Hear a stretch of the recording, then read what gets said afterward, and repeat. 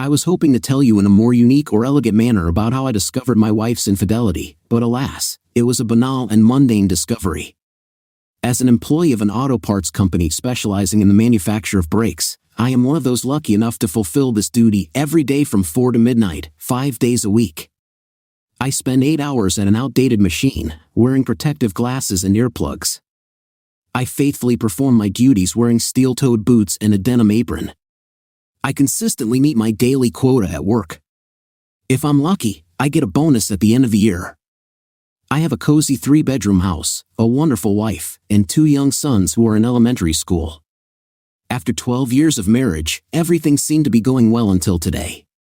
We have 5 stations where we collect shoes, and all of them work on compressed air. In the 8 years that I have been working here, we have never encountered problems with the operation of the equipment. But today, in the middle of the shift, the compressed air supply system suddenly froze. Perfectly dry air is required for the efficient operation of all our machines. This air is filtered and dewatered by reliable automatic equipment, with rare exceptions. Unfortunately, tonight, the dehydrator system malfunctioned and could not release the collected moisture. Not being a scientist, I can only assume that when moisture mixes with high-pressure air, it freezes, and everything stops working. Instead of waiting for a solution to the problem, the entire team was sent home without a salary. It seems that my life has been greatly affected by increased humidity. When I opened the bedroom door, I saw a big hairy back bouncing up and down on my wife, Marcy. Quickly realizing that Marcy was awake, I turned on the overhead light. "Damn it, Danny! What are you doing at home?" I expected Marcy to be scared and apologize, but instead, she was furious. "What happened?" I asked. "Oh, stop being a jerk. You know exactly what's going on. I'm sorry you had to see this. If you had returned home on time, none of this would have happened. He wouldn't be here, and you wouldn't have run into him." His hairy back turned, and he looked at me with a grin. Marcy awkwardly pulled up the covers, trying to maintain some modesty. My mistake was that I reached out to grab him. When he got out of bed, his size became obvious. Instead of striking, I received 2 brutal blows to the ribs and ended up on the floor. I could hardly breathe, feeling that I was on the verge of losing consciousness. It's all a bit vague, but it seems to me that at that moment, I received a severe blow to the head that knocked me out.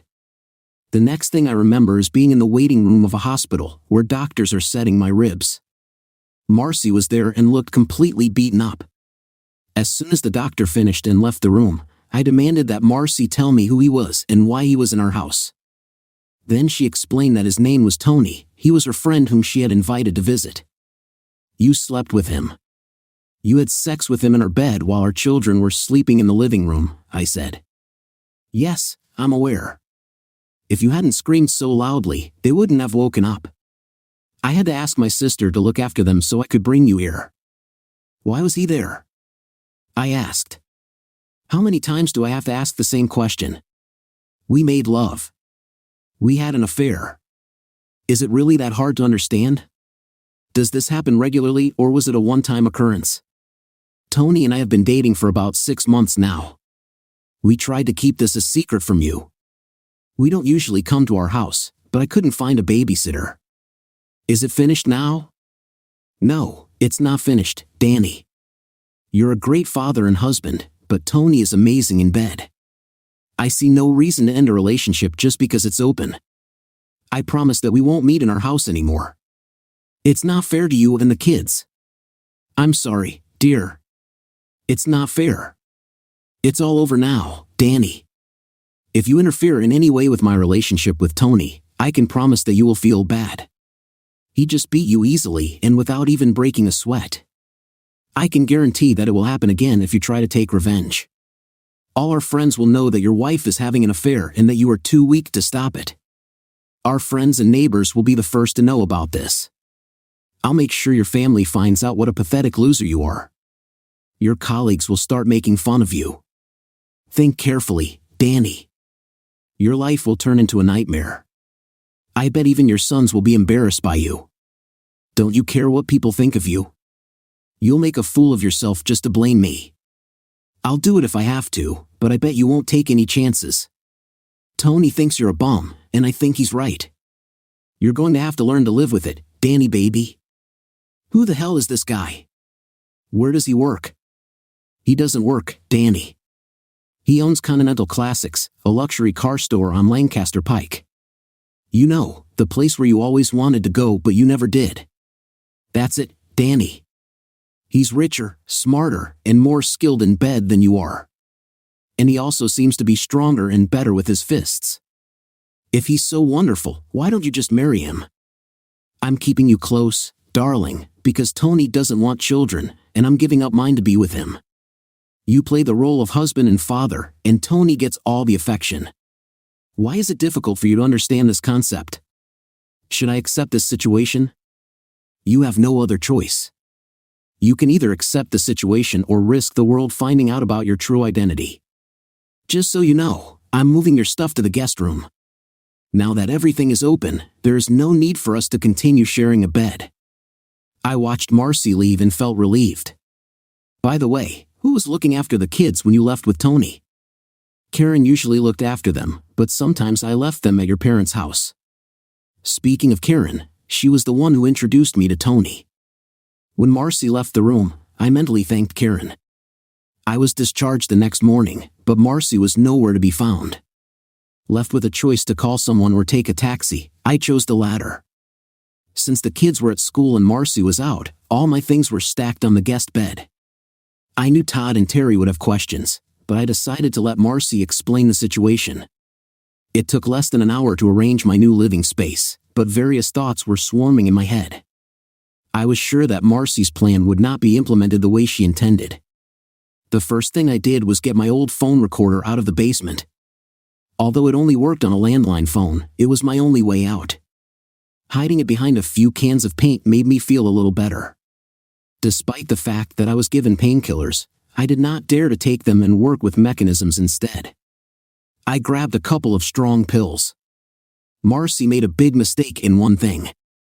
In my relationship with the guys I worked with, I told them everything that had happened the previous evening. Everyone had their own ideas, some good and some bad. It's nice to know that friends will be there when you need them. We had an 8-hour shift ahead of us, and everyone was going to spend it figuring out how to fix everything. In the middle of the shift, we stopped for dinner. Well, has anyone come up with an idea? Glenn was the first to speak out. I may not have any ideas, but I have a cousin who works for a man with a rather mysterious past. He specializes in detailing cars, and as far as I know, strongly dislikes a certain DeMarco. If you need any information about his business, buildings, or work schedule, he will be a valuable source of information. It can be very useful. Anyone else? Danny, I have 2 shotguns and 2 pistols that you can borrow. They're not registered, so there's no need to worry, Barry offered. Thanks, Barry, but this is probably a little more extreme than I expected. Well, damn it, if you don't want to listen to my idea, then forget it, Freddie retorted. Freddie's comment drew a few laughs from the group. Tell us, Freddie, come on, spit it out, they urged. Freddie suggested tying someone to a tree with their legs spread and lighting a fire between their legs, Indian style. Although everyone liked the idea, it was unanimously rejected. Kyle, who had not yet contributed, was stumped. When everyone was having lunch, Kyle suggested, "What? Don't look at me like that. I have an idea, but it's a bit out of the box." "Let's hear it, Kyle," they suggested. Kyle recalled a story about a prison in Arizona where criminals were forced to wear pink jumpsuits as a form of insult. Although Tony was not such a criminal, Kyle thought that such an approach might work. What if I put a pink jumpsuit on him? But won't he take it off? Someone asked. Kyle suggested going even further, tying him up, painting him pink, and rendering him unconscious so he couldn't follow them. After tying him to a chair, they discussed how to keep him in this condition until they found a solution. Should I use sleeping pills or knock him out? One suggested. Ed proposed using a taser to defuse it unnoticeably, but they didn't know how to approach him so as not to arouse suspicion. A buzzer interrupted their plans, heralding the start of another 4-hour shift at the machines. Since their overnight quota was not met, the team worked together to make up for lost time. When I got home, Marcy was already in bed, fulfilling her promise not to bring that guy into the house. I stood at a loss, not knowing what to do next. The ideas that my friends and I discussed seemed stupid and cruel to me, as if from school. Maybe I should just leave a burning bag of dog poo on his doorstep. I needed a more pleasant revenge. The next day, I woke up at noon to find the kids at school and Marcy moving around the house. After a quick shower and shave, I went out the door. Marcy greeted me with a joyful "Good morning, husband, don't you have a kiss for your wife?" Leaning against the kitchen sink, she had her hand on her hip, and a smirk played on her lips. Without saying a word, I turned and walked out the door. Her sarcastic comment didn't deserve a response. I wanted to have lunch and be alone. I spent the rest of the day aimlessly thinking about what consequences I could bring down on my wife's lover without creating unnecessary problems for myself. Since I had to finish work and make preparations that evening, I decided not to eat at home. It was one of the rare moments I could spend with my sons.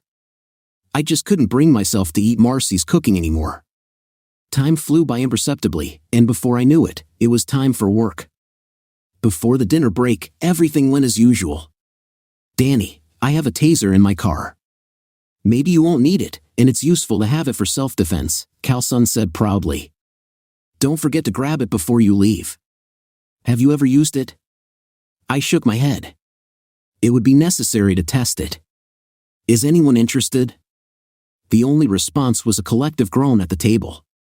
No one seemed to have any new ideas. They were all ready to support any idea I had. With the advent of friends, it became easier for me.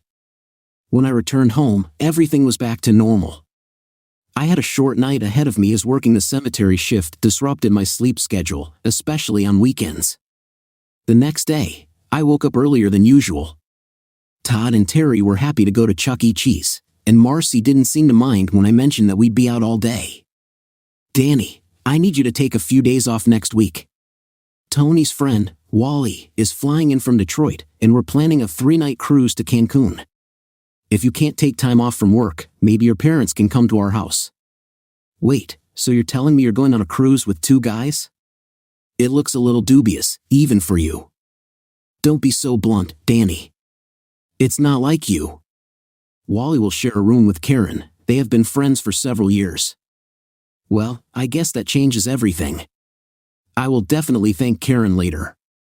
I started my day too early, so we decided to kill some time at Hobby Lobby before Chucky's opened. The boys were old enough to assemble most of the plastic models on display. There was nothing special about the finished products, but they had a lot of fun.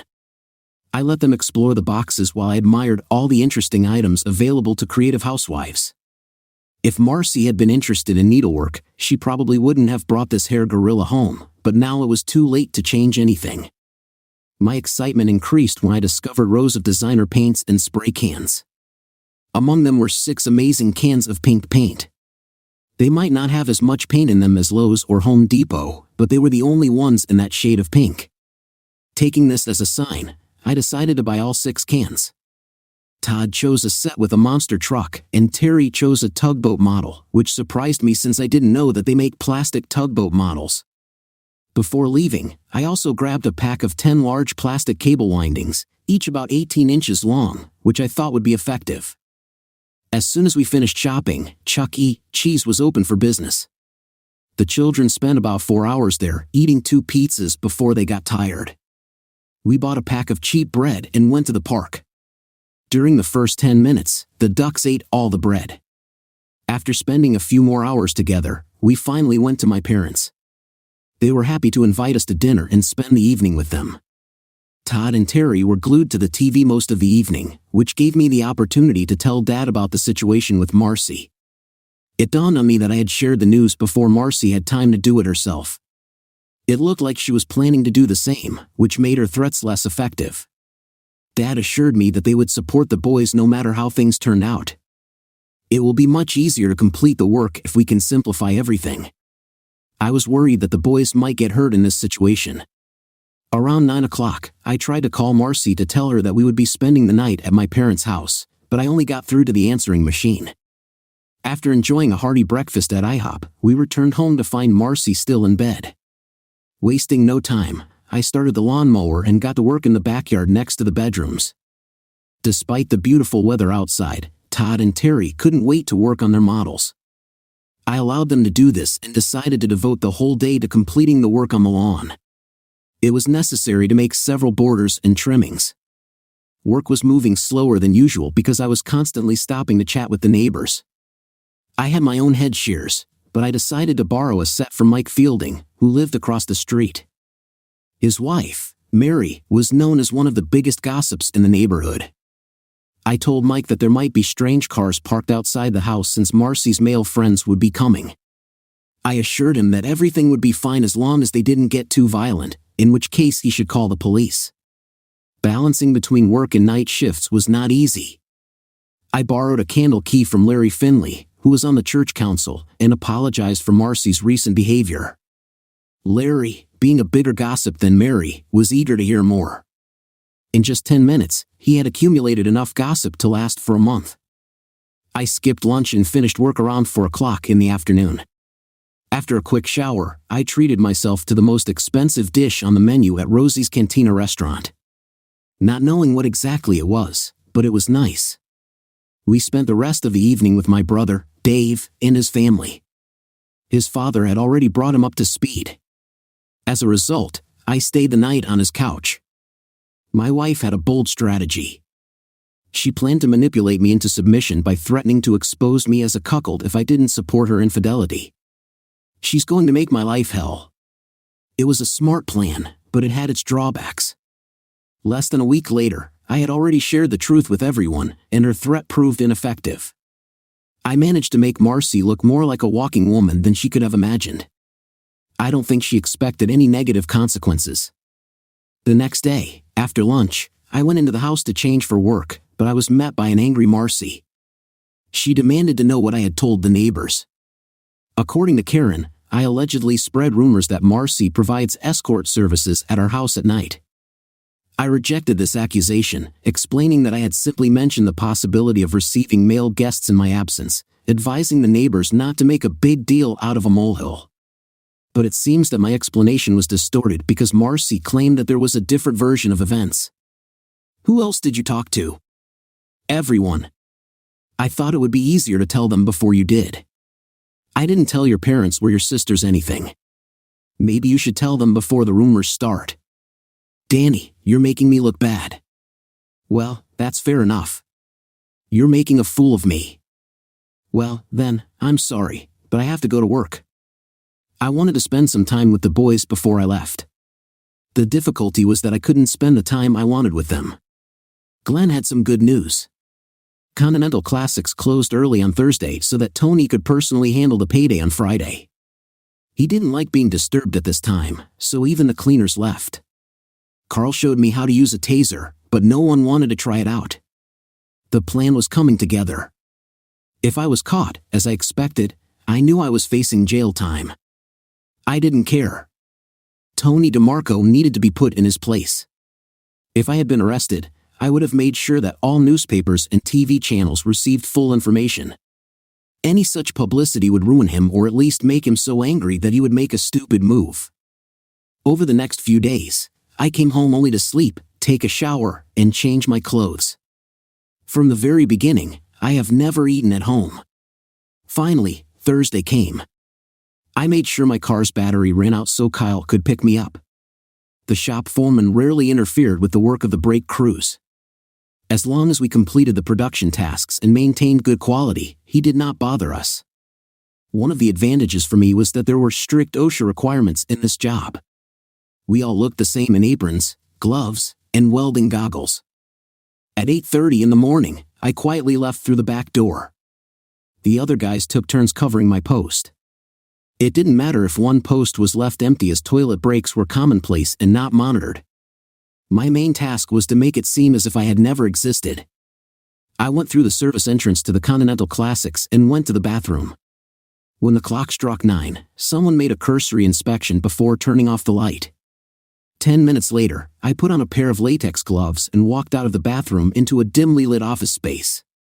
The man at the table had his back to the door, his attention focused on the antique adding machine, not on the computer in front of him. It turned out that this job might be easier than I expected. He was completely oblivious to my presence. As I stealthily approached him, with a precise stun gun blow, I hit Tony on the neck, causing his body to convulsively twitch.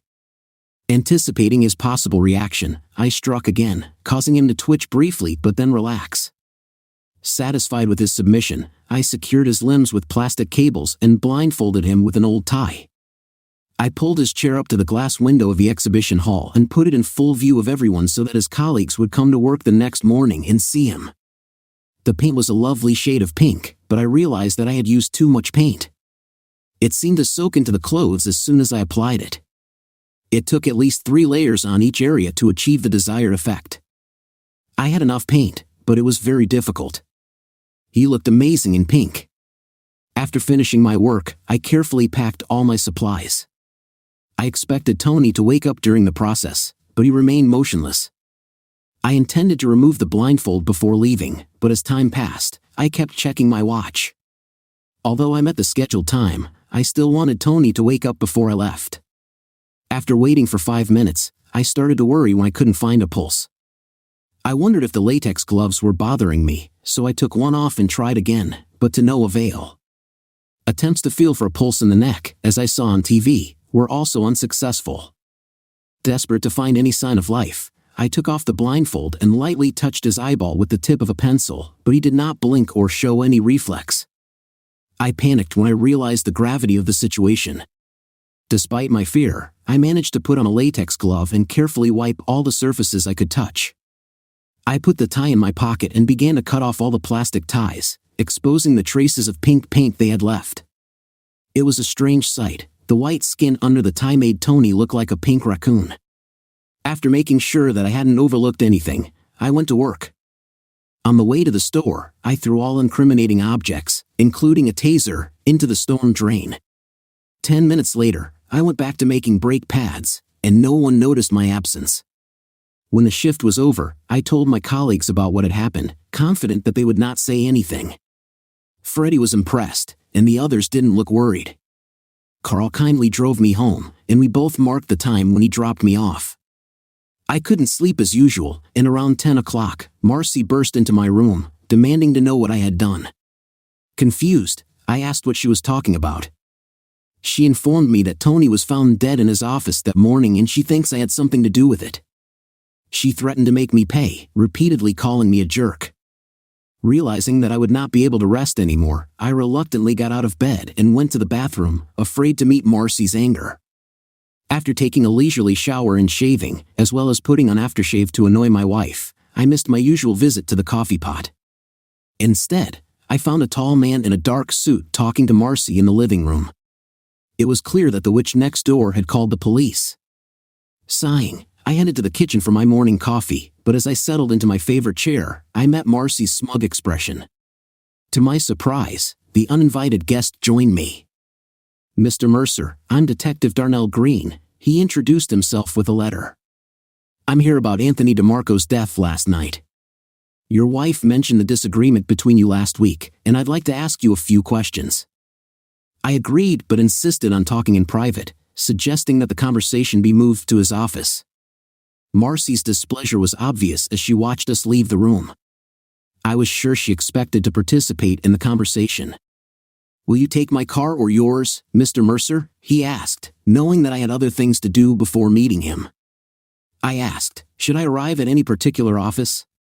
He replied, "Yes, second floor office number 206. Just turn right when you exit the elevator. See you soon." Marcy was clearly upset as I pulled on my shoes. I didn't have time to finish my coffee and poured it into the sink, smiling. I left the house, thinking out loud, "Looks like you're going to get your way, honey." Confused, Marcy asked, "What do you mean?" 10 minutes later, I was in the municipal building, sitting with Detective Green on the second floor. Over the next hour, Detective Green delicately clarified the situation, trying to figure out the novel without being too blunt. I admitted that I had a motive but stressed that I had never taken any action about it. Despite the seriousness of the situation, I remained polite and cooperative. I think he appreciated that I helped simplify his work. Although I couldn't give an answer, the most intriguing part of our conversation was learning about Tony's death due to heart problems a couple of years ago. He was implanted with a pacemaker which apparently reacted badly to the stun gun. They were able to determine the cause from the marks on his neck. When I heard about Tony's passing, I felt a mixture of sadness and relief. Detective Green advised me not to leave town until he checked my alibi and promised to follow up on it. The need for an alibi turned out to be unexpected but to some extent exciting. Detective Green and I parted amicably, and I felt that he supported me. This thought warmed me from the inside. After a quick snack, I watched the news release about the death of a local businessman, which said that he had no relatives nearby. I withdrew money from the bank and then had a leisurely breakfast. There were things waiting for me at home, but Marcy wasn't there when I arrived. It took me half an hour to move my things back to the bedroom and Marcy's things to the guest room. There was only a small closet and chest of drawers in the guest room, so I put everything on the bed so she could organize everything. I checked the phone recorder in the basement, but I didn't find anything important on it. Having collected all the bank, insurance, and other important documents, I was grateful that Marcy's Volvo was registered in my name, which made the task easier. I put everything in a folder under the front seat of my truck. After calling work to take a 2-week vacation, my wife arrived a few hours later and was surprised to find me at home. "It's time to sort things out," smiling, I led her into the guest room, but I met her confusion and anger. I explained that from now on, I would live in the master bedroom, and she could take the guest room. I suggested that she start folding her clothes. If something is not in the closet or chest of drawers by dinner, it will be thrown away. Any questions? I can't fit my stuff in this tiny closet, and I don't plan on staying in this room. What do you mean by throw it away? If things don't fit in a closet or chest of drawers, then you don't need them. That's not going to happen, Danny. I don't know what kind of game you are playing, but it will not take place. You better start organizing your stuff, and if you have any more questions, I'll come back later. She called me a klutz 3 times today, but I took it as a sign that I was doing something right. While Marcy was busy in the guest room, I dumped her purse on the kitchen table and carefully selected what I needed. I took her mobile phone, car keys, driver's license, credit and debit cards, and money, leaving the rest untouched. I took the documents for the car from the pickup truck and took her Volvo to the other side of the city to a friend who owns a car dealership. I sold him the car at a fair price on the condition that he resell it outside the city after paying off the loan. I received a good amount of money. When I was about to go to Taco Bell for lunch, my cell phone rang. Marcy was furious and demanded to know where her phone and car were. I was glad she didn't insult me again. She called from her home phone to give me a chance to check my voicemail. When I get home, I replied, not at all embarrassed. I needed to get the funds to hire a lawyer to defend myself against charges of a crime. I promise I'll buy you a new car as soon as I get out of prison. Despite the fact that she continued to swear on the other end of the line, I disconnected the call and turned off my mobile phone. After this conversation, I came to the conclusion that hiring a lawyer is the best solution, regardless of the outcome. I knew I couldn't stay married, but this decision will have to wait because I was next in line for the order. Todd and Terry were already there when they arrived home. I immediately went to my sons, completely ignoring Marcy. However, I stole a few glances in her direction and noticed her displeasure. The boys couldn't wait to show me the models they had built. When Marcy started cooking dinner, I headed to the guest room. My clothes were neatly laid out on the bed, and hers were in the master bedroom. I chuckled to myself, deciding not to argue with her stubbornness. Marcy ordered the boys to wash the dishes for dinner, and I went back to the guest room to unpack my things once more.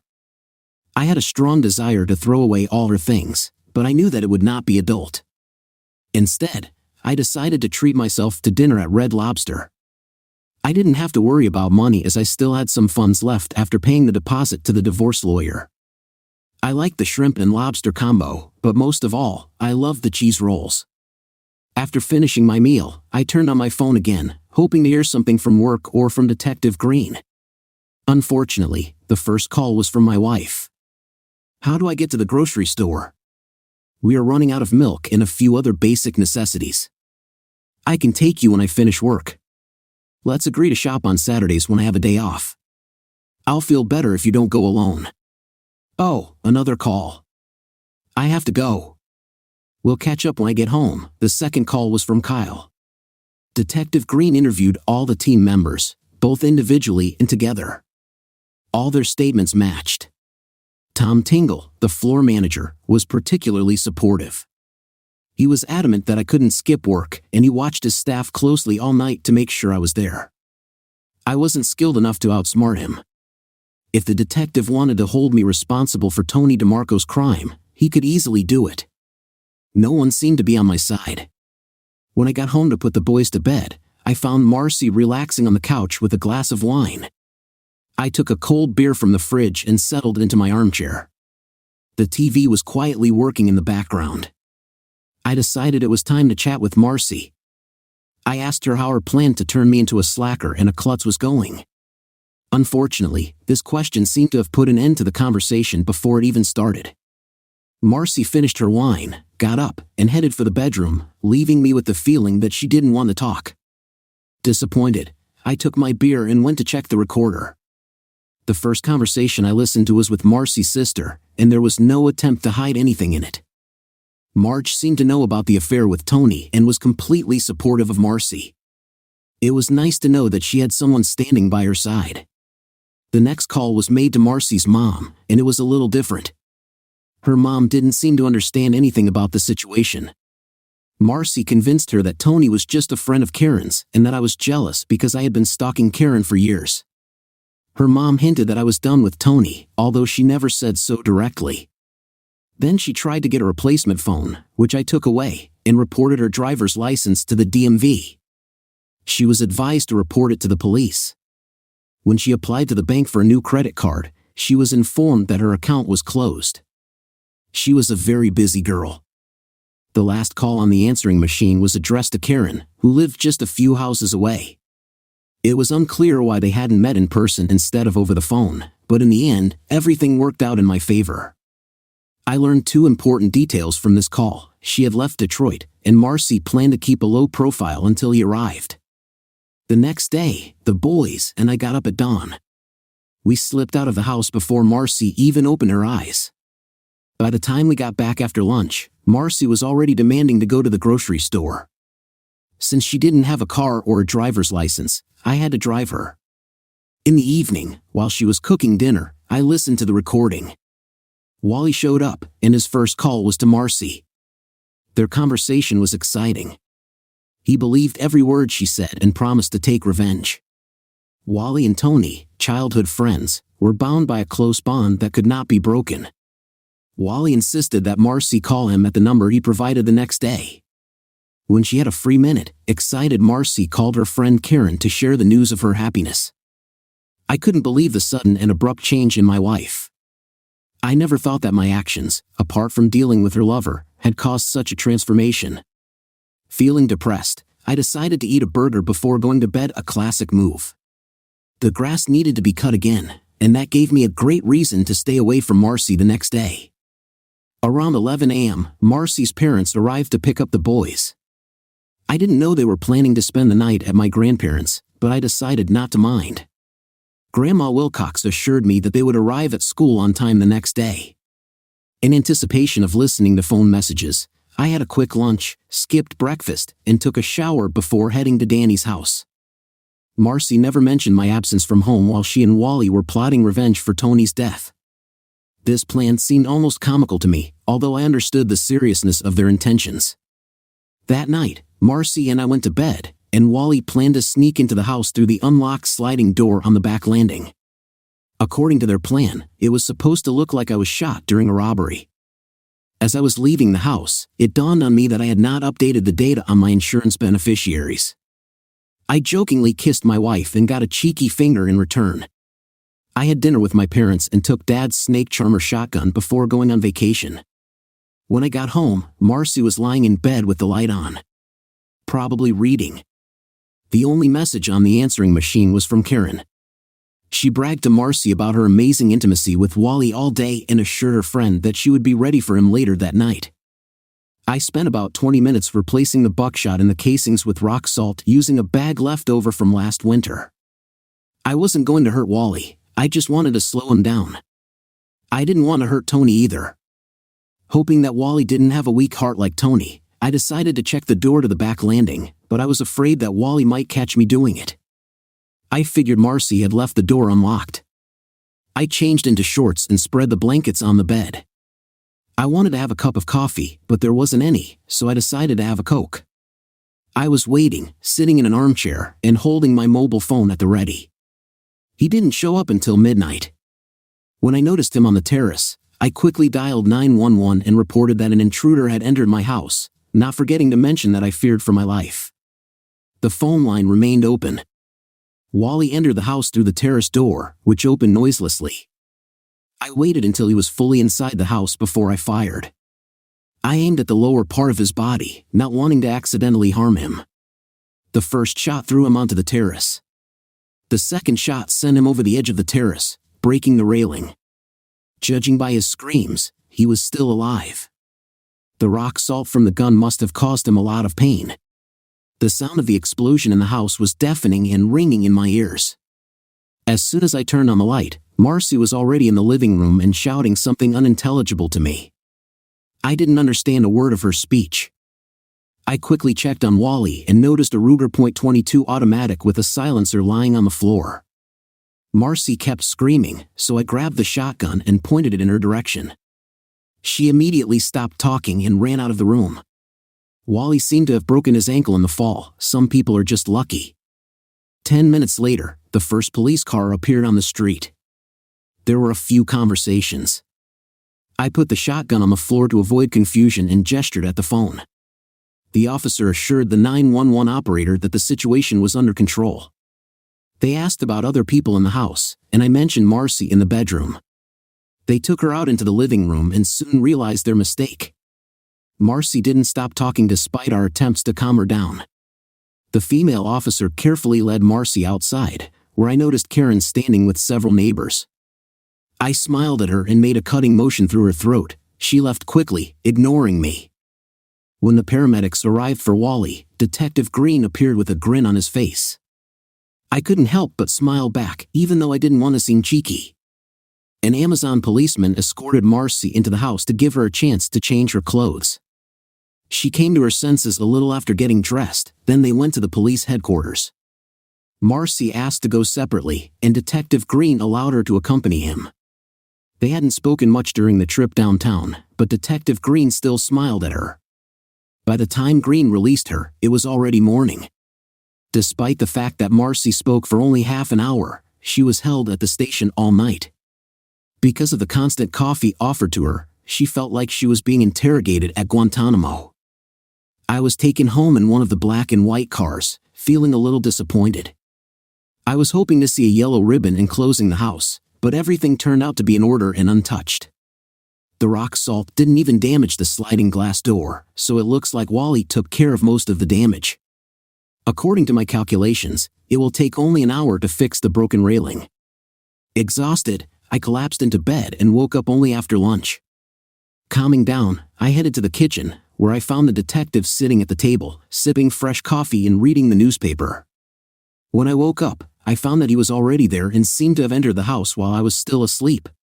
Despite the fact that I had drunk a lot of coffee the day before, I preferred a glass of orange juice. Sitting opposite him, I said, "Mr. Mercer, you are a very cool dude," but he was still focused on his work. Not knowing how to interpret his silence, I said nothing. It was unclear whether he was mocking me or not. When he finished his coffee, I casually mentioned that he needed to take a shower, shave, and have lunch, insisting that he would pay the bill if it did not violate police protocol. Heading to the shower, I couldn't help but wonder how he finds the time to relax for lunch. We ate 2 pork sandwiches and washed them down with beer. The silence between us grew heavier and heavier until Mr. Mercer finally broke it by suggesting that I must have questions for him. I couldn't help but think the same about him. We immediately called the waiter for 2 more beers. "I spent the whole night interrogating you, now it's your turn. First of all, where's my wife?" he asked. When I was finishing my beer, he informed me that my wife's parents had hired a lawyer for her. I was stunned by this unexpected turn of events. Despite the fact that I had a lot of questions in my head, I realized that by asking too many of them, I could reveal my involvement, so I decided to hold back. I was pleased to know that Marcy's family was supporting her, as I knew I couldn't be around. I have no further questions, Detective Green, but if you want to share something, please feel free to do so at any time, I said, taking a sip of beer and chuckling softly. And one more thing, did you by any chance eavesdrop or record conversations between your wife and Mr. Williams, or should I say Wally? I couldn't help but grin. If I had such a record, would you want to watch it? He asked. I'm not sure yet.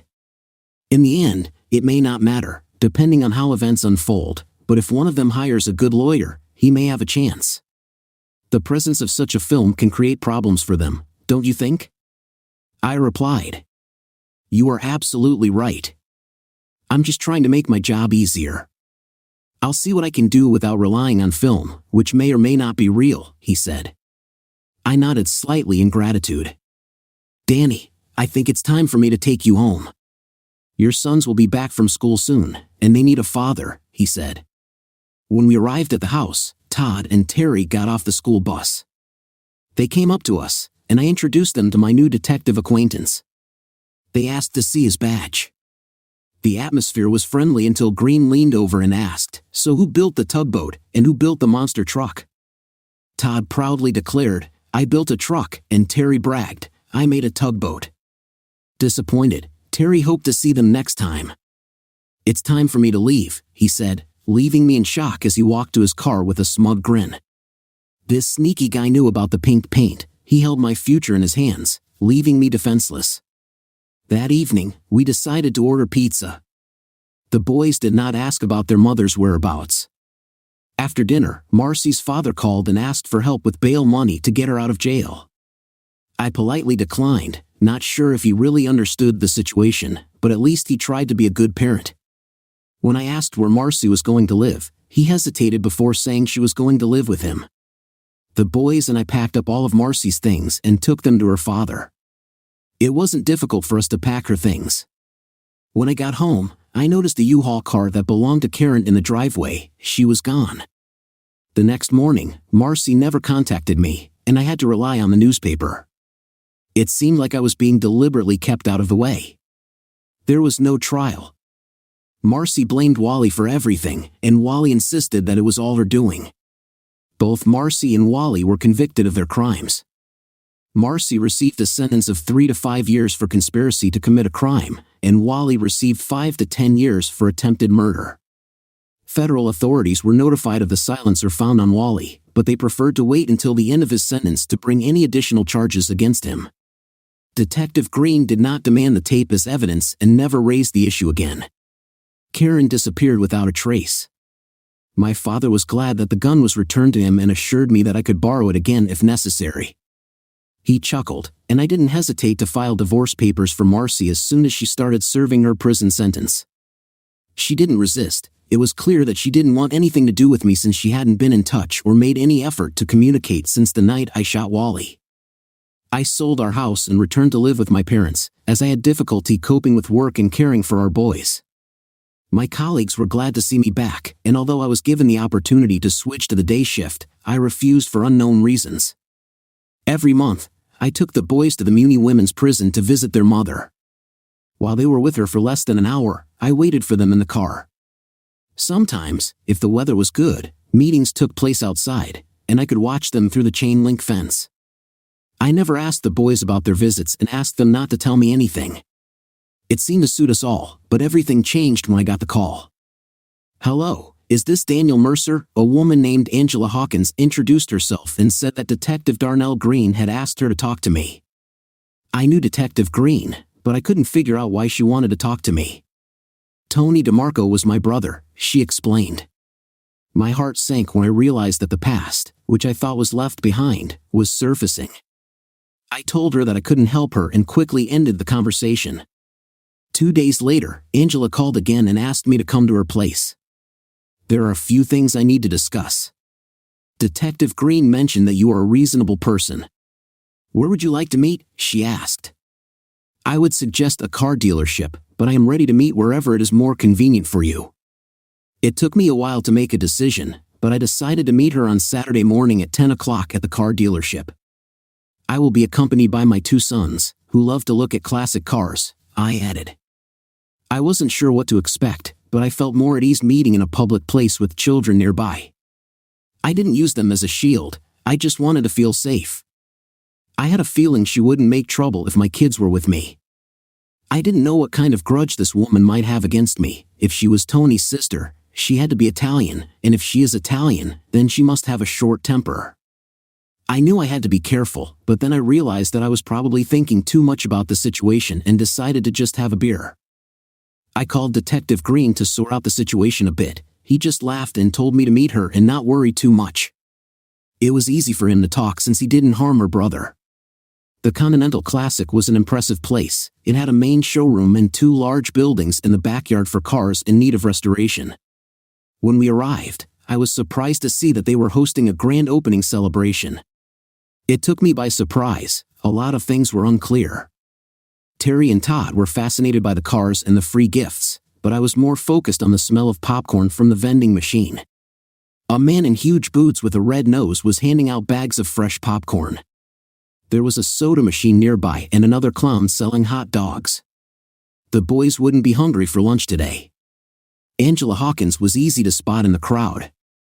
I immediately realized that she was walking towards me with a confident gait. She had all the classic Italian features: dark hair, dark eyes, olive skin, and a graceful figure. Perhaps a real gentleman wouldn't have noticed her curves. Her height, which did not exceed 5 feet, was emphasized by the enormous height of her brother, Tony. As she approached, I felt alarmed, especially when I noticed a smaller copy of her next to her. The girl, who looked about 10 years old, bore a striking resemblance to Angela, albeit with lighter hair and a lack of curves. It was obvious that the hostess and I shared a sense of insecurity. Both relied on their children to feel comfortable. As she approached, she held out her hand in a friendly gesture. "Daniel Mercer, I suppose?" I took her hand and shook it, feeling a familiar gesture like something from a movie. She smiled, although there was a hint of nervousness in her expression, which oddly enough made me feel a little calmer. I stood by in silence until she introduced her daughter, Carla. Carla greeted us with a smile, and Todd politely smiled back, introducing himself. Terry held out his hand with a smile. "Carla, why don't you give the boys a tour while I talk to their father?" Without hesitation, Carla led the guys to the showroom, and Todd headed for the hot dog stand. I regarded this as a positive thing. "We can discuss everything here or in my office, it's up to you," she suggested. "I think the office will be just right," I replied instinctively. We headed for the stairs leading to the upper office. I noticed several employees looking in my direction and whispering to each other. Angela noticed it too and grinned at my concern. The sellers, who were dressed in blue bowling shirts in honor of the store's opening, easily stood out from the rest. But instead of focusing on the customers, they seemed more interested in me. One man at the opposite end of the building grinned broadly and gave me a thumbs up, making me smile back but at the same time feel a little anxious. I wondered if Detective Green had shared any information about my situation with her. I don't want to bore you with the details of my life, but it seems to me that it is important for you to know at least a little. Tony was my brother, my only family, there were no other relatives. When Tony died intestate, his business passed to me as the sole heir. The executive took a significant part for himself, but I still got more than I expected. It was a small consolation to see at least some positive coming out of this situation, she explained. As she continued to explain to me, I couldn't help but notice her pierced ears, her wedding ring, and a small silver cross around her neck, but my gaze kept straying to her cleavage, reminding me how long it had been since I'd had intimacy. Before I could get lost in my thoughts, she interrupted me, asking if I was listening attentively with a smile on her face. I quickly apologized, admiring her cross and reminding myself to focus on her eyes and listen carefully. Playfully hitting my hand, she asked, "Do you want a beer?" I thought it was a good idea. There was a mini fridge next to the table, so she had to bend down to get the drinks. At that moment, I couldn't help but see her cleavage. Suddenly, a beautiful smile appeared on her face, as if she was trying to seduce me.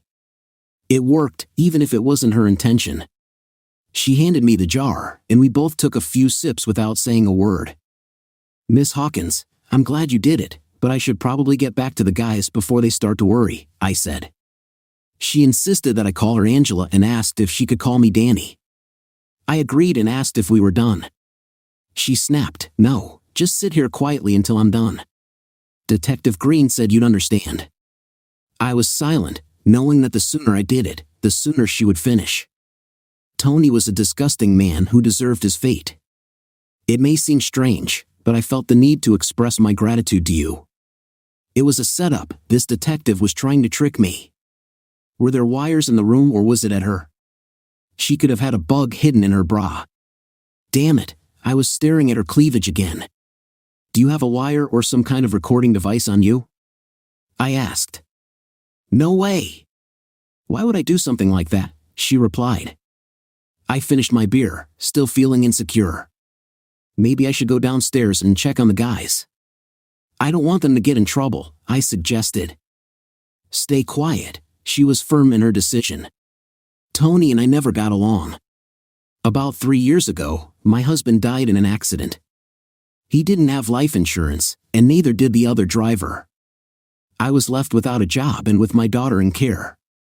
Tony, my only relative, reluctantly helped pay for some of the funeral expenses but then cut off all contact. When you mentioned that his death was good for you, I realized that maybe the same thing happened to me. "Maybe we should be grateful for what happened and move on," I said with a smile, finishing my beer. Sensing my reluctance to continue the conversation, she changed the subject. "I have a request. I need your help." "You're the only one who can help me," she said, looking a little nervous. Her gaze darted from her feet to the walls as she tried to formulate her thoughts. "Did you notice how my colleagues looked at you when you escorted me to the office?" she asked. "They weren't smiling. They all think you're responsible for Tony's death. They used to be afraid of Tony, but now they seem to be afraid of you. It's fear with a touch of respect. Do you understand what I'm getting at? They treat you with great respect. What are my options? I guess I should just stay here. Eventually, we'll both become knowledgeable enough about the business to control it. In the meantime, I need you to come forward and intimidate them. I'm a kind person, Angela." So Tony and my wife thought they could use me for their own purposes, but they quickly realized that wasn't the case, didn't they? Angela seemed to relax a little at my reassurances. I thought it was funny and chuckled a little. Angela and I spent the next half hour discussing the terms. She had no problem offering me a salary and benefits that surpassed those I received at the factory. If things don't go as planned, I can always go back to my old job. But I don't want to go back. I was hoping for a successful outcome. When we went downstairs, Todd looked really sick, probably from an overabundance of hot dogs and soda. Terry, on the other hand, was having a lot of fun. He seemed more interested in chatting with Carla than inspecting cars, which was a positive sign. During the trip home, Todd got sick in the car and ended up skipping dinner. I started work the following Monday, and everything turned out as Angela had expected. I was surprised at how quickly I was able to adapt to the work environment. I developed close relationships with some colleagues, and soon I had informants all over the workplace. The friendly guy in the blue shirt who greeted me with a smile on the first day turned out to be Glenn's cousin, my biggest defender. Most of the employees were committed to the success of the business and were ready to report any violations. Angela allowed me to take responsibility for firing employees, and I found that I really liked it. I lived up to my reputation. Detective Green sometimes came over for coffee, and our conversations were usually casual and friendly. In the end, I managed to get him to open up a little. He told me that he was a police officer in Philadelphia 3 years ago. One day when he returned home, he found his wife in bed with the boss, and he had to engage in a physical fight with them. I immediately kicked my wife out and received a decision from the police department to either resign or be fired. A week later, he found a new job. Before leaving, he made sure that the man who was involved with my wife was also fired. I didn't ask for details because it was his personal business. I appreciated his support. On my part, my sons agreed not to tell my mother about my new job. On visiting days, they mentioned the long road, but they understood the situation we were in. I thought it was extremely important for Marcy to spend time with her sons, but not for myself, but so that I could intentionally hurt her. I realized that this is a cruel way to involve my children, but I got some kind of malicious pleasure from it. Angela and I were getting closer both at work and outside of it. One weekend, the boys asked me to take them and Carla to Nobles Grove. We usually stayed closer to home, and our life situation did not allow a love relationship to flourish. I was intrigued by the idea of getting closer to Angela, but our life situations did not allow us to do this. I still lived with my parents and the boys, and Angela and Carla shared a small studio apartment. With the success of our business, Angela started discussing the possibility of buying a house. She spent hours on the internet searching for the perfect home.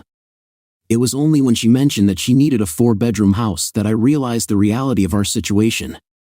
I immediately realized that it is wiser to solve these issues now rather than later. Don't you think so? It dawned on me that this question was a deliberate ploy. I felt that Angela saw in me something more than just an ordinary employee. The possibility of a romantic connection seemed promising. Yes, I agree. And I think it would be useful to consider the option of separate bedrooms. I wish they weren't too close to the master bedroom, I replied. With these words, I quickly left the office. As I watched her, I noticed a slight smile playing on her lips. Our relationship was unusual. Despite the fact that we had never been close or shared a kiss, I felt a deeper connection with her than I had with Marcy in the last 10 years. 2 days after my divorce was finalized, we gathered at the Red Lobster to celebrate. Although the children did not pay attention to this event, Angela knew about its significance. When we returned to the apartment and the children were engrossed in watching a paid movie, Angela took the moment to corner me in the kitchen. Standing on tiptoe, she planted a kiss on my lips. We were hugging and laughing softly when Carla came in. "Oh, I'm sorry, Mom," as she left, she jokingly remarked, just in time. When we returned to the living room, Carla was sharing secrets with Terry, and they were both grinning. For the rest of the evening, Angela and I behaved as usual, but I couldn't wait for what would happen next. The next day, while the children were at school, Angela and I snuck off to the apartment for a long lunch. We both needed to release our accumulated energy. It was just before the end of the working day that we finally returned to our business. Numerous long lunch breaks followed, and Angela was determined to find a new home.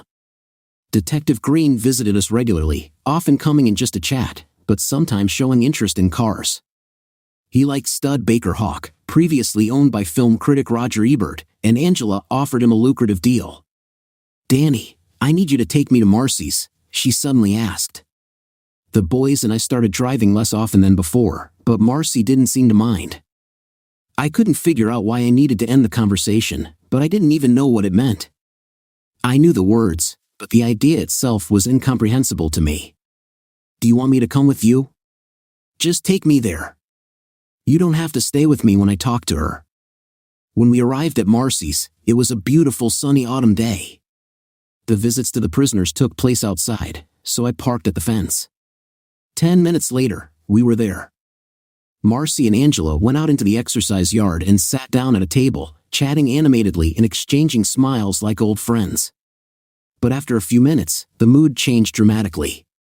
Marcy's smile faded, and she frowned, leaning toward Angela. While Angela was keeping her spirits up, Marcy suddenly rushed across the table, trying to grab her guest. The riots were quickly stopped by the guards, who escorted Marcy back into the building. Angela turned, glanced at me, grinned, and walked impassively out of the visitors' area. Her smile didn't leave her face as she walked back to the car. "What the hell just happened?" "Your ex-wife is definitely short-tempered." Angela seemed to be holding back her laughter. We drove in silence for a while until she suddenly shifted in her seat, pressing down on her seat belt. I tried to start a conversation, and she seemed happy to join in. As long as she thought I was on her team, everything went smoothly. I must admit that at first, I may have misled her. When she asked me why I came, I said it was for revenge, and she thought it was against you. But really, I just wanted to take over Tony's business to get back at him. Is it possible to take revenge on someone who is no longer alive? Of course, she was upset. When she demanded details about when, where, and how this would happen, it was clear that she was talking about you. I informed her that the assignment would be long and asked if she would like to receive information about the progress of the work. She readily agreed and demanded that I tell her about the specific technique that I was going to use. When I revealed my plan to her, she was furious. She completely lost control of herself and went crazy. It was very funny. Good. How exactly are you going to eliminate me? I demanded. Her grin widened as she simply replied, I'm going to make love to you until I lose consciousness. That was the end of it. I was hoping she might get angry, but her violent reaction took me by surprise. There was a short pause of silence, and we both sat with smiles on our faces. I couldn't help but feel proud of her. When do you plan to launch an attack? I asked. As soon as we get to the next motel, silly, she replied. 2 months later, Angela and I exchanged vows in a small ceremony held in the backyard of our new home. Angela sent Marcy an invitation to the wedding, including a short message, everything is going according to plan. You won't be here in 40 or 50 years. Goodbye, stupid and deceitful woman. He's mine now, forever. You've lost the perfect man. Story 2. 2 hours had passed since leaving New York on Friday afternoon. It was still an hour's drive to the house. They took their daughter Lisa to the university campus so she could start college. Nancy glanced at her husband Bill, who was driving their Ford Transit. They couldn't use their BMW convertible for the trip as they needed a place to transport Lisa's belongings. Time really flies, Nancy thought. On the day of her high school graduation, she decided to take a pregnancy test, which showed a positive result. Bill was studying at the university at the time, getting an engineering degree. Fortunately, their parents supported them and treated the situation with understanding because they knew each other well and were aware of the strong bond of the couple. After the birth of the child, she moved in with her parents, and after Bill graduated from university, they tied the knot. As a housewife, she watched her husband go from being a junior engineer at a nearby factory to owning his own successful air conditioning business. 10 years later, since then, the business has flourished. Bill successfully signed contracts with large construction companies, known for his solid work ethic. He dedicated his life to work and family. The house won't be the same without her, Bill said sadly. She was always closer to you than to me. She was always Daddy's daughter. She's our princess, and she needs to be treated that way, Bill added. But have you noticed how she's been acting lately? She treats me like trash. When you were at home, she was always there for you, but sometimes she laughed at me. When you weren't at home, she locked herself in her room to avoid me. Come on, Nancy, she's just a kid in her senior year. She was heavily pressured to get the highest grades in order to fulfill her dream of going to Columbia University. Please try to understand, Bill pleaded. I know, Bill, but did you notice how she reacted every time we were in the same room? Do you remember how 2 months ago I was sitting on the couch, and she came up behind me with a knife? That day, I thought she was going to hurt me. The hatred in her eyes was unmistakable. Nancy expressed her concern. It's just your imagination, Nancy, Bill said irritably. Nancy didn't answer, not wanting to prolong the conversation and risking angering Bill even more. Instead, she took out her phone and sent a text message, "We'll be there in 30 minutes. A moment later, her phone beeped. Is this from Lisa? Bill asked. No, it's Betty, Nancy replied. How does she feel about gender? At our last barbecue party, she complained that he was coming in late and that she was giving him more time and care than he was giving her. She must understand that being a sheriff is hard work. Maybe she should have thought about it before marrying him. Nancy chose to remain silent, hoping that Bill would remain calm until they returned home. She looked out the window and prayed for their speedy return. When Bill arrived home, he found the sheriff's car parked in front of his garage. He parked his van behind her and was greeted by Paul and his assistant. Confused, Bill asked Paul, "What's going on?" Nancy ran up and stood behind Paul's assistant. Bill frowned. This is the most unpleasant aspect of my job, which I just despise. The sheriff handed Bill a thick paper envelope with the inscription William Thompson. You have been served, shocked, Bill asked. Paul, is this a joke?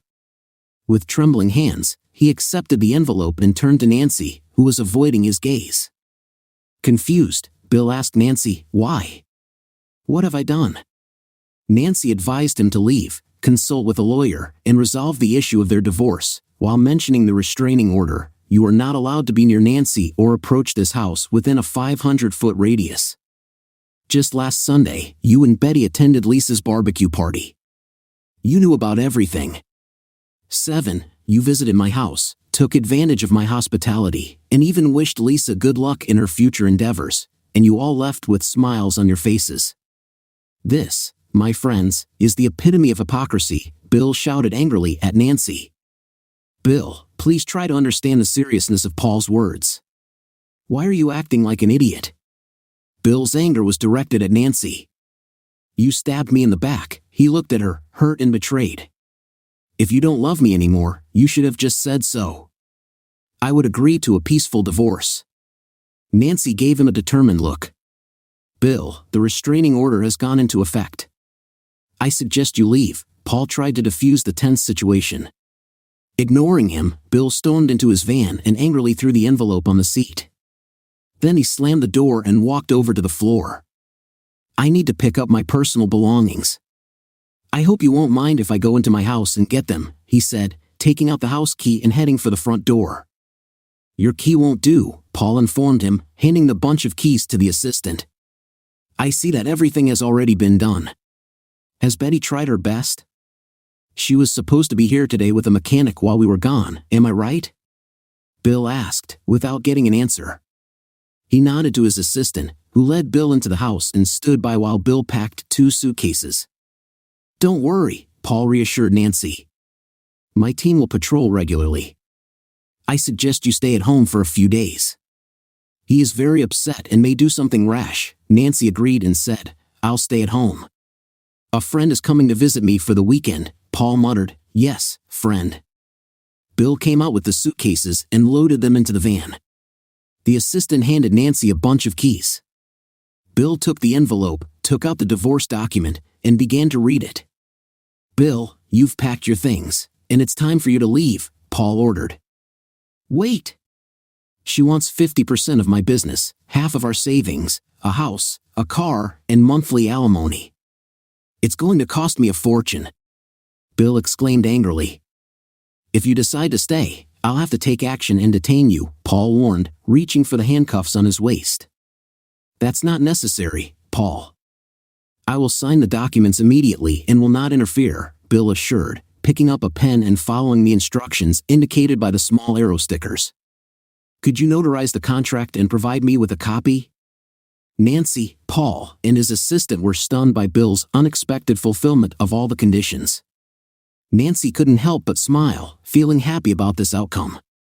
She got everything she wanted and finally got rid of her husband and daughter. Paul signed the documents as a witness and gave Bill a copy.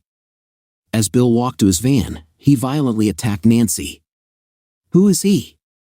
How long have you been together? Paul told Nancy to go inside and lock the door, and he went to Bill's van. The assistant led Nancy inside. Don't make stupid decisions. Think about Lisa.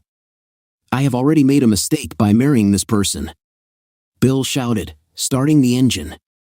She decided to divorce me because she knew that I would never agree to an open marriage. What do you mean by an open marriage? Paul asked in shock. Don't pretend, Paul. We all know what you're talking about. Listen, Paul, we all know that when you work at night, your brother Tom sleeps with your wife quite calmly, warming your bed. You're provoking a rift in the relationship between me and my brother. Unfortunately, your wife is cheating on you. Since you have already betrayed me in the past, I have no compunction in telling you this unpleasant news. From the looks of it, you're used to dealing with unreliable people despite holding the post of sheriff. It seems that it is difficult for you to discern the truth. I suggest you talk to Betty when you get home to get confirmation. Goodbye, cuckold. After being instructed to leave his old property, Bill turned around and left. Nancy, left alone, poured herself a glass of wine and admired Paniel's masterpiece, Railway Station, which was estimated at more than $100,000. He'll regret his loss here, she thought, grinning. Determined, she dialed Jason's number on speed dial, but when the call didn't connect, she shouted into the phone, "Come on, Jason, pick up the phone." She hung up the phone and sat down thoughtfully. She couldn't help but think that he should come to her right after work. After taking a sip of wine, she remembered how they first met a year ago. They bumped into each other at the mall, where he was in charge of the shoe department. He was about 20, with a perfect body that instantly melted her. They exchanged phone numbers, and the next day she called him, inviting him to her house during lunch break. He came and made passionate love to her. After the stormy intimacy, she could barely walk. In the evening, she told Bill that she wasn't feeling well and went to bed early. From that moment on, she realized that Bill would never be able to match her young and energetic lover. Bill was constantly busy with his own business and often felt tired. Despite this, he diligently helped Lisa with her homework and then stayed up late doing paperwork. As soon as he went to bed, he immediately fell asleep. A week ago, she was in the shower with Jason, and he took her by the place where she was sitting now. It was a forbidden act that she always denied her husband, but Jason made it clear that she belonged only to him. The day before, he had practically driven her to exhaustion during their passionate meeting at home. With a spare key at hand, she could visit her lover whenever she pleased. Sometimes she would surprise him by cleaning the whole apartment while he was at work. She also inundated him with gifts, clothes, shoes, cologne, and expensive watches for his birthday. Sometimes she gave him generous money and let him drive her BMW. Nancy found herself pining for him, feeling incredibly excited. Trying to remember the last time she had been intimate with Bill, she realized that she couldn't remember if it had been 3 months, 6 months, or even more. But it didn't matter to her. She had her young lover, a real man who could satisfy her needs. Now they will finally connect, and they will no longer have to be afraid of anyone. I am free, she thought, knowing that he would move in with her that evening.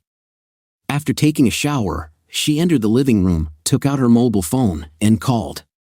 "Where are you, Jason? Why aren't you answering your phone?"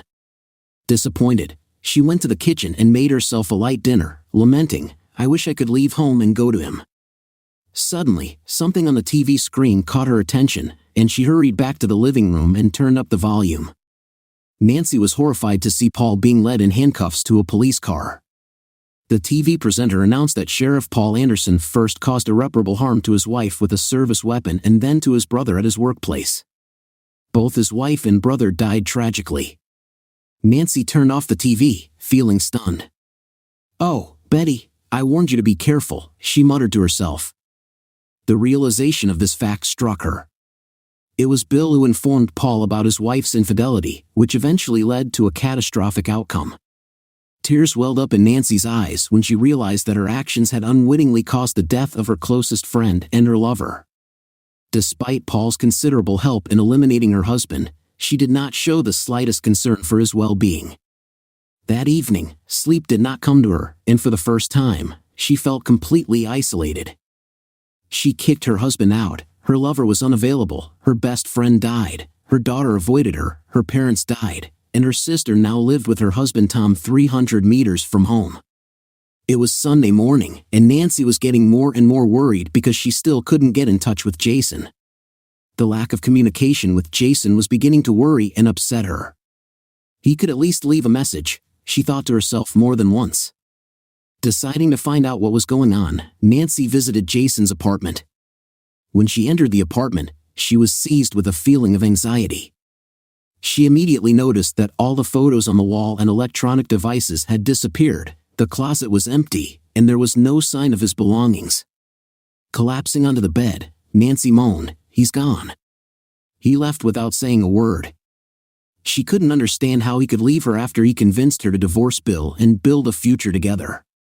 Determined to find answers, Nancy left the apartment and headed to the mall, which is open on Sundays, hoping to meet Jason. She recognized one of Jason's colleagues.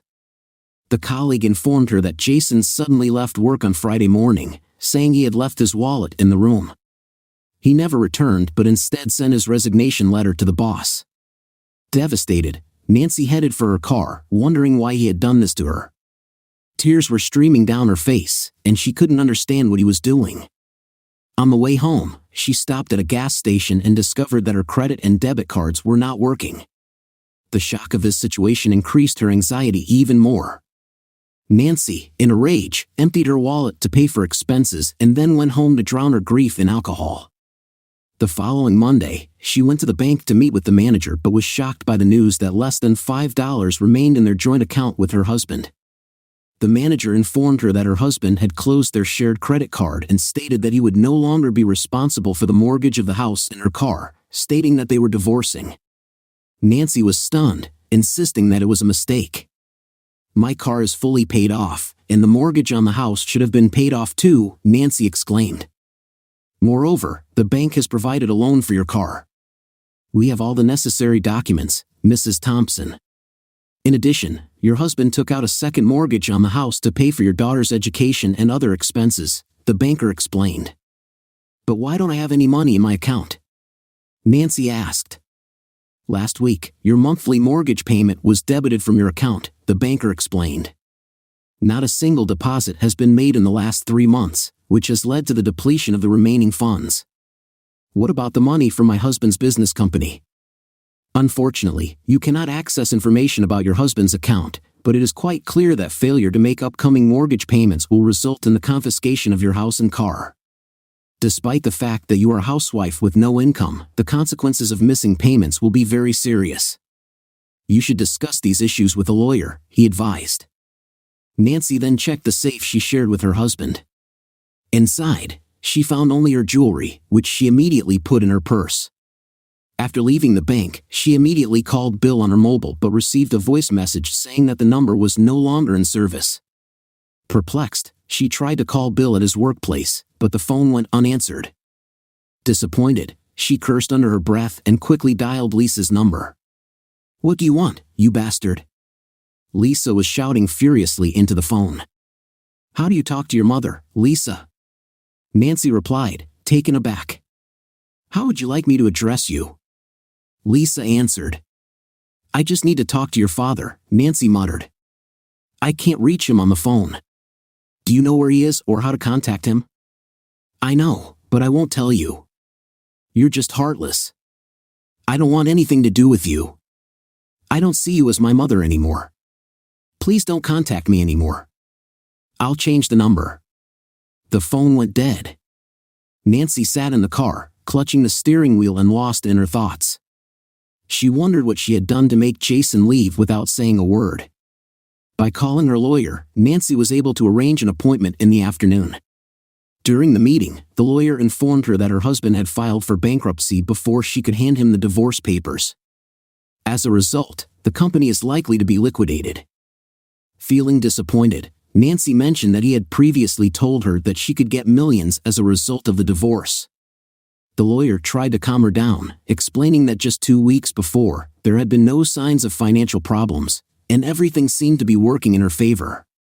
The company's bank account has been frozen. "What about the car and the mortgage on the house?" Nancy asked. "Last week, he used the house as collateral for a loan, even before he filed for divorce. And as for the car, when you signed the certificate of ownership, you also signed a loan in your name," the lawyer explained. Nancy began to cry. "Mrs. Thompson, I have a personal question for you. Do you think your husband knew that you had filed for divorce?" "No," Nancy replied, lost in thought. He was completely stunned by what was happening. She paused to take a deep breath and then continued, "As far as I understand, I will not receive any money from my husband's company. I have no funds in my bank account, and my car and house are under threat of confiscation." The lawyer hesitated and then added, "Unfortunately, yes, that's the reality. Is there any chance that he will be able to cover the mortgage payments? The company was his only income. Without it, he is bankrupt. As soon as he finds a job again, you will receive alimony. We lost several investment certificates from the safe. We need to find out when they were cashed out and investigate his company. Besides, we need to find your husband since we don't know his whereabouts. His lawyer handles all the cases. Please find him, Mrs. Thompson. There are additional costs associated with this. How do you plan to cover them?" Nancy had never thought about all these expenses before. She suddenly laughed. "I have a very valuable painting," she announced. "That's great. As soon as you get the money, write us a check, and we can get to work," the lawyer said. Nancy agreed and said, No problem. I'll get back to you soon. Before ending the conversation, the lawyer added, and one more thing, Mrs. Thompson. Perhaps you should consider leaving your home. You should start looking for a place to live. Back at home, Nancy sat down in front of Peniel's painting. I really wanted to keep you, but because of my terrible husband, I have to sell you, she said, looking at the painting. She took out her cell phone and dialed her sister's number. Hi sis, I need to ask you a favor. You know I've never contacted you before. Bill and I are getting divorced, Nancy said. Her sister's shocked voice rang out on the line. What? Is this a joke? No, sis, this is reality. Can I stay with you for a while? I will explain everything personally. How did Lisa react to this news? Nancy asked. You know she's following her father's example. I feel like a villain in this situation. Do you both have a way to solve this problem? Perhaps the help of a psychologist will help you, her sister replied. I don't think anything will help anymore, and I apologize for the inconvenience. It's okay that you stay with us. I think Tom won't mind, and our daughter will be delighted with your presence, her sister said. Thank you, little sister. I will inform you of my arrival, Nancy said before hanging up.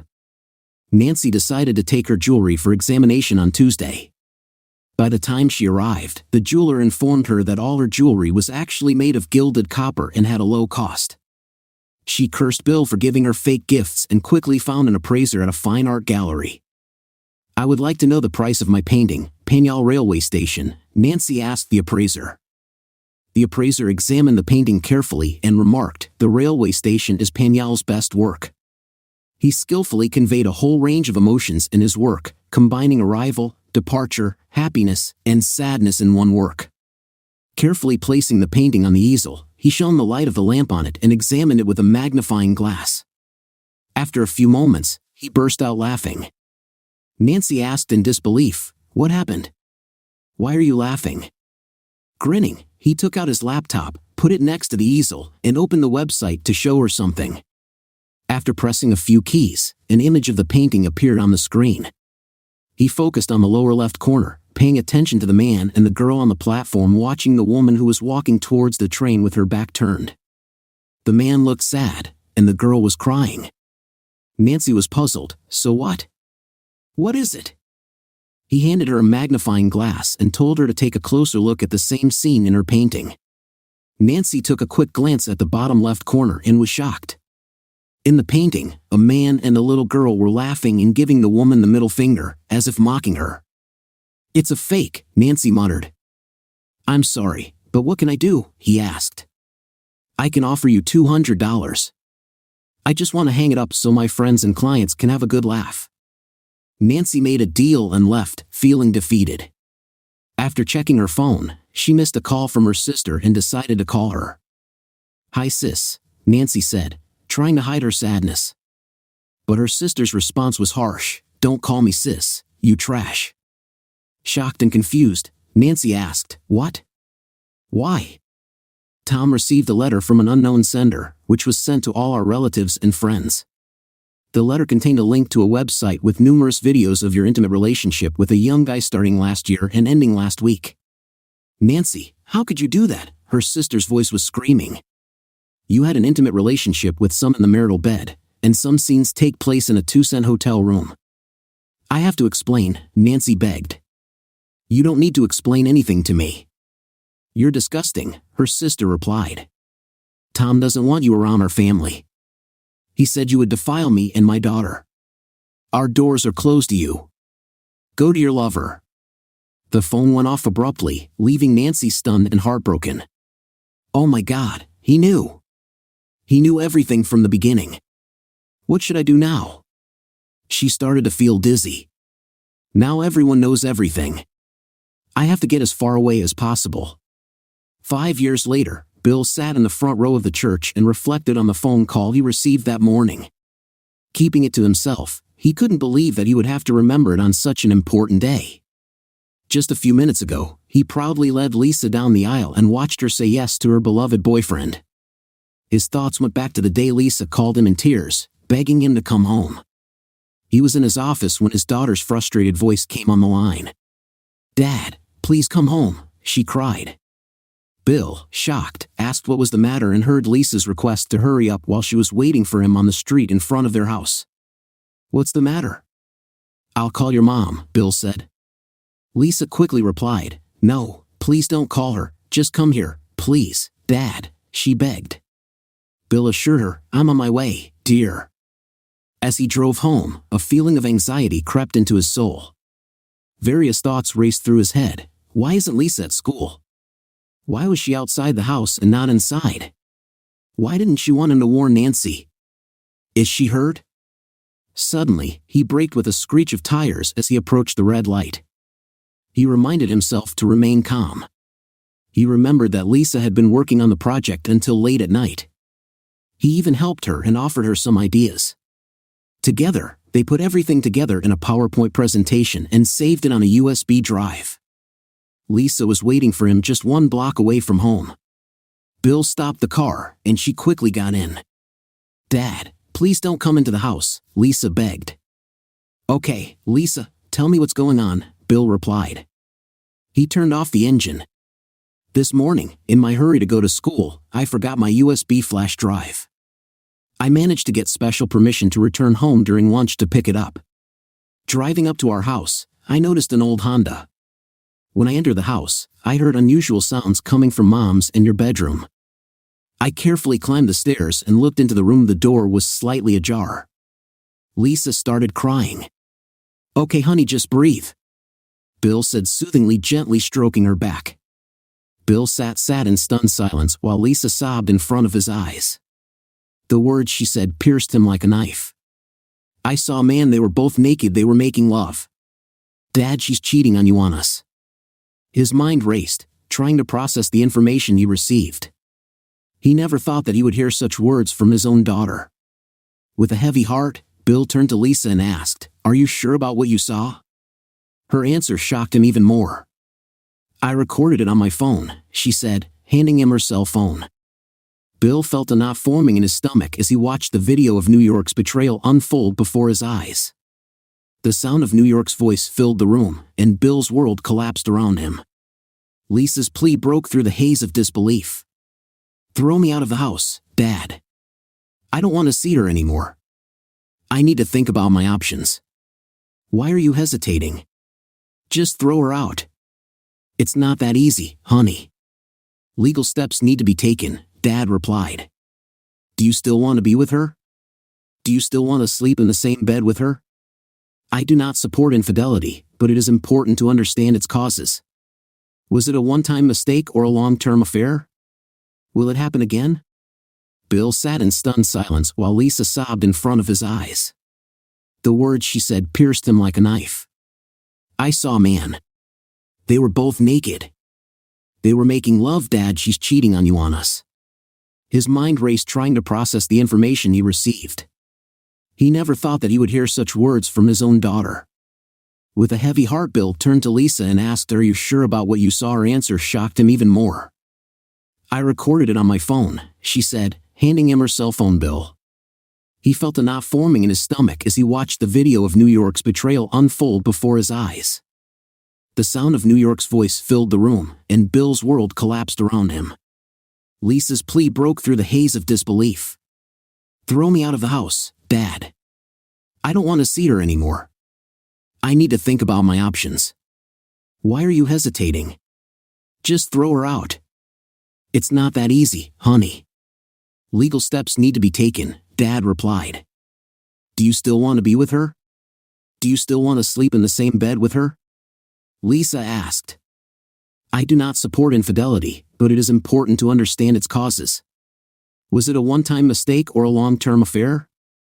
Will it happen again?" Dad pondered. After a tiring day of cleaning the house, sweating, Lisa continued, "I don't think you'll like it, especially since you promised to deliver Lisa her flash drive." "You're right," Bill said. At work, Bill searched the internet for the best surveillance devices and spyware for mobile phones. He bought all the necessary equipment at an electronics store. In the evening, he decided that from that day on, he would never touch his wife. As promised, he told Lisa about everything. Over the next 3 months, he learned a huge amount of information. He found out all the details about New York's lover, Jason White. Jason came to their house almost every day, stopping by in the morning before the second shift or during lunch on weekends. When Nancy went shopping, she would visit him if he wasn't at work. Bill also found out that she has a spare key to his apartment, and that she often buys gifts for Jason. He overheard a conversation between Nancy and her best friend Betty, during which they revealed their innermost secrets. It was then that he found out about Betty's affair with her brother-in-law.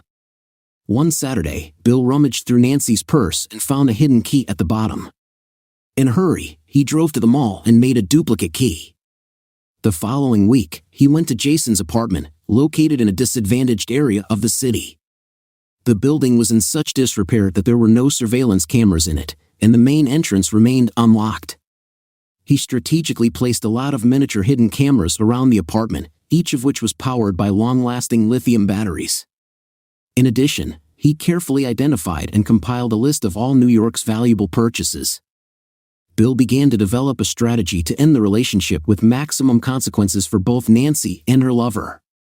He ordered a jeweler to make copies of expensive items made of gilded copper. He made an order for a fake painting depicting Pagol Station, carefully executed by an experienced artist in accordance with certain instructions. He met an old friend of his youth named Steve, who worked as a corporate lawyer. Intrigued by his plan, Steve quickly arranged a meeting in a few days. During the conversation, Steve introduced him to his cousin Linda, an experienced auditor known for her knowledge of the industry. Bill openly and frankly told them both about his intentions. He planned to legally liquidate his company and manage it remotely. A few years later, he planned that his daughter Lisa would acquire the company. He often dated Linda, a widowed woman who hadn't dated since her husband died in a car accident. She had a 10-year-old son. Over time, a friendship developed between them. In the end, he invited her to dinner and a movie, to which she agreed. Later that evening, Lisa went to spend the night with a friend, and Bill went to Linda's. "Thank you for agreeing to go on a date with me," he told Linda. "This is my first date since my husband died." "Did you like everything?" Linda asked. "Yes, thanks. I liked it. Would you like to do it again sometime?" "We're working together, and you're still married," she reminded him, leaning in to kiss his cheek. "Let's do everything in order," she said, getting out of the car and heading for her house. Bill suggested that Nancy change her car. Nancy hesitated at first because she was tied to her Lexus, but eventually agreed when Bill said that driving a BMW convertible would make her look younger. Since the Lexus had already been paid for, Bill sold it and got the money. Then, he got a loan for a BMW car, which he issued in Nancy's name. When Nancy signed the documents, she believed that this was done to obtain a certificate of ownership. Taking breaks between signing documents, she unknowingly signed other papers that would later create problems for her. A few weeks later, Bill noticed Jason's strange behavior. After making love to Nancy, he would leave the bedroom undressed and sneak into Lisa's room while Nancy went to the bathroom. This discovery infuriated Lisa. When Bill brought it to her attention, together they decided to install a camera in Lisa's room to conduct further investigation. What they found was horrifying. Jason was seen taking Lisa's underwear out of a drawer and using it for other purposes. That afternoon, Nancy was sitting on the couch when Lisa crept up behind her with a knife. If Bill hadn't intervened, Nancy could have been seriously injured. Later in the evening, Lisa boldly told her father that she would not face jail time for harming Nancy because of her minor status. The fact that Jason advised Nancy to divorce Bill and get everything he was worth from him did not surprise Bill. They didn't realize that Bill was one step ahead. He knew that Nancy often allowed Jason to drive a BMW and even have intimate relations with her in the back seat. He also knew about New York's visit to a divorce lawyer recommended by Paul. The lawyer conducted an investigation of Bill's business and assets. After waiting a few days, he took out a second mortgage on his house to cover Lisa's tuition costs. The next day, he filed for bankruptcy. He hoped that when he was sued, Betty would change the locks on their house while they were in New York at the barbecue party the weekend before Lisa left. They played the roles of father and daughter well. Paul and Betty were friendly as always. Paul even helped cook the meat on the grill. No one could suspect them of betrayal. On Friday morning, while Nancy was in the bathroom, Bill took her phone and sent a message to Jason. The message read, "I'll be at your house at 8, and I want to make love to you before I leave with them. Get permission from work and quickly return home to make love to the one that belongs to you forever. I'll let them know that I need to make some purchases. Please don't call or text me.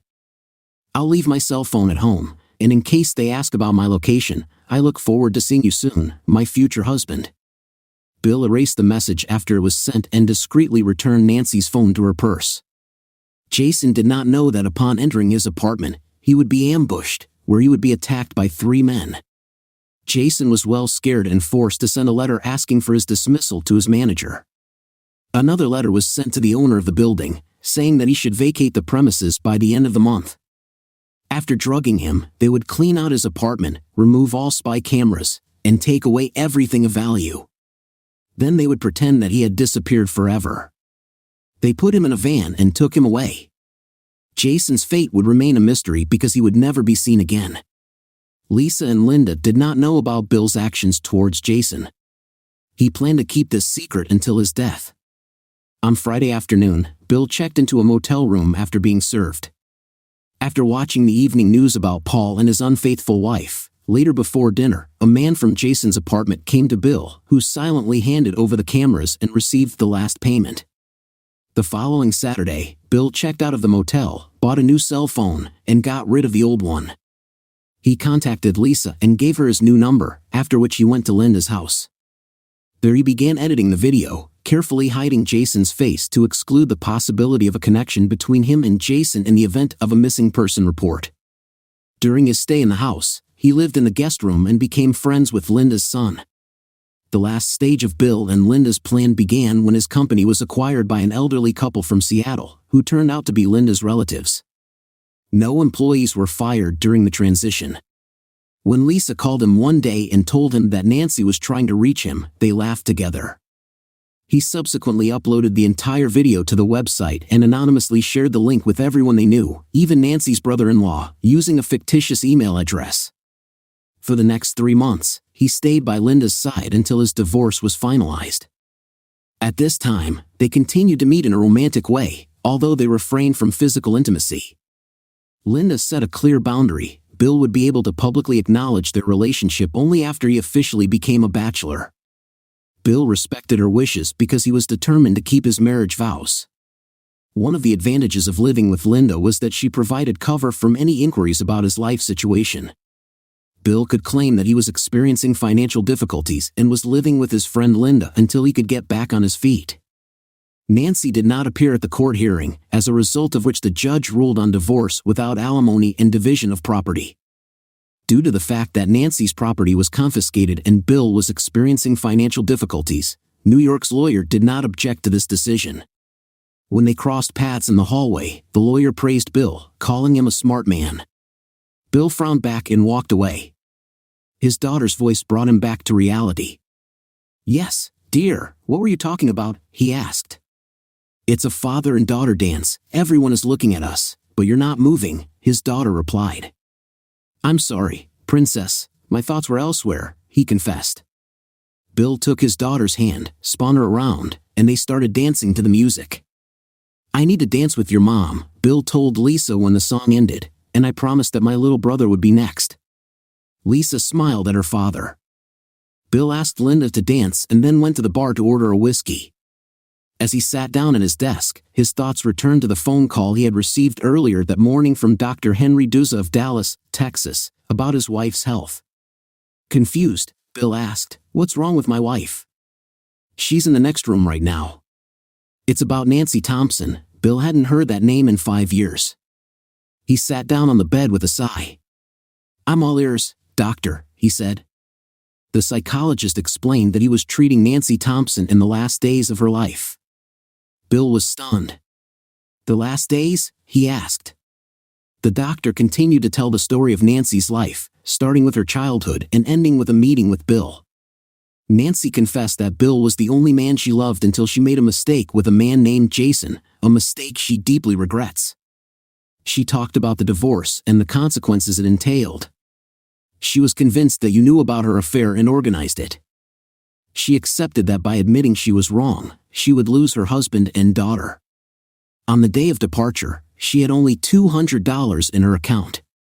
Feeling the need to avoid the consequences of her actions and the shameful videos, she decided to leave as far away as possible, boarding the first bus she came across. She ended up in Texas, where she got a job as a waitress at an SD bar on Highway 20, popular with truck drivers. The owner of the bar offered her a room on the ground floor for a nominal fee. But in return, he used it whenever he pleased. A year later, she discovered that she was pregnant and, having no health insurance, turned to a cheap and illegal abortion clinic. The doctor who operated on her damaged her organs. A year later, she began having risky sex with truckers, some of whom used protective gear and others did not. Unfortunately, she eventually contracted a severe sexually transmitted disease, and when she was taken to the hospital, she was diagnosed with AIDS. She had lost a lot of weight and realized that she was dying. Her last wish is to see you before she dies. Please accept my condolences. I'm really sorry to hear that. My daughter's getting married today. I'll call you next week. Don't wait too long, Mr. Thompson. Here's my direct line number.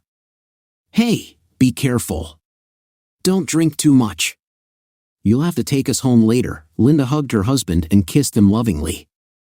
You are the best thing that has ever happened to me, darling. Bill pushed his glass aside. I will never endanger you or our son. Let's dance. A few days later, Bill called Dr. Duza from his office and informed him that he would not be able to come south due to a busy schedule. The doctor suggested that Bill talk to Nancy on the phone. He ordered a nurse to bring a cordless phone to Nancy's bedside in the ward. When Bill heard Nancy's faint voice on the phone, he replied simply, "Yes, Nancy, it's me." It made Nancy cry. "I'm really sorry, Bill. I sincerely regret my actions towards you and our family. I'm still dealing with the consequences. Nancy, I've forgiven you. I'm moving on and I'm happy." Bill took a deep breath. "I have to express my gratitude to you. After the divorce, I found the most wonderful woman and we had a son. Lisa adores her new mother and they have a great relationship. By the way, Lisa got married last Saturday. The wedding was wonderful. Lisa's mom made all the preparations. Lisa's children will definitely call her their grandmother. We've both been looking forward to this moment." Bill heard Nancy start crying. Then he heard the insistent shrill noise of medical equipment and the commotion coming from Nancy's room. He waited until he finally heard a frightened voice. "Mr. Thompson, I'm Nurse Angela Smith. I'm sorry, but I have to interrupt the conversation." He looked at the family photo on his desk, a smile appeared on his face, and he thought, laughter is the best medicine.